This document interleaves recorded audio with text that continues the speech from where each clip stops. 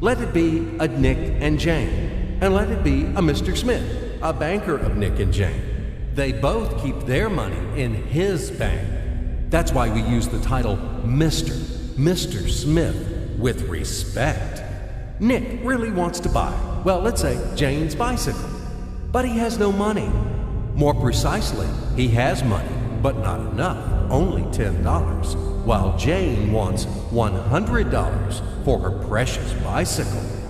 That's a problem. What should Nick do? Well, this bicycle is so desirable. He gives Jane his $10 as a deposit and asks plaintively not to sell the bike to anyone. He says that he will bring the rest of the money soon. At the same time, he runs to his bank, to the respected Mr. Smith, to get a loan for the missing $90. As ill luck, Mr. Smith has no money at this moment, but he knows perfectly about $10, which Nick gave to Jane. And where will Jane bring his money to? That's right. She will put these $10 in her lovely bank to the same Mr. Smith. Therefore, Mr. Smith asks Nick to come back tomorrow in the hope that tomorrow he will get these $10. And everything happens this way. The next day, Jane brings $10 to the bank. The bank provides Nick these $10 on credit. Nick immediately gives them to Jane. She again puts them in a bank. The bank again provides Nick these $10 on credit, etc. As long as Nick the fool will gather enough money for the bicycle. Don't you get confused yet? Be patient, I told you. These demons have been trying to confuse you during 1,000 years. These damn economists and financiers. But anyway, we will figure everything out. So what do we have in the end? Nick finally got the bike from Jane. Wow! But at the same time, Nick owes $90 to the bank, Mr. Smith. And the bank, in its turn, owes $100 to Jane.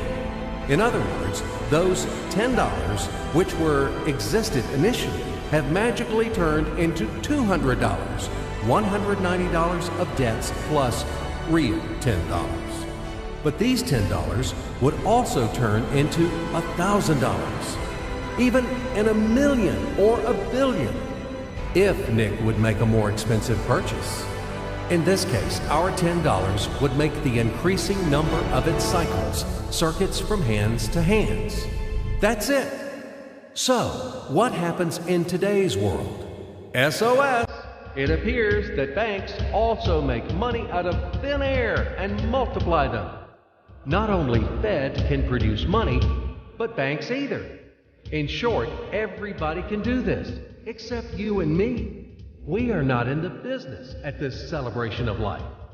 I would like to print or draw some money as well. In fact, these banks multiply money without any control. And we're still wondering why the banker lives better. What are naive fools are we? Now it is clear why. The one who produces the money, of course, lives better. But this is not enough. From this moment, poor Nick will never be able to repay his debts owed to the bank, no matter how hard he would work.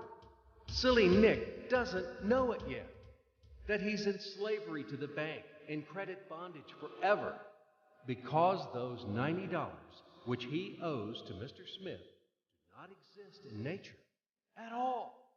Sly Mr. Smith made his money out of nothing. He created them out of thin air, just one click. And $10 turned into $200. Yes, but you can object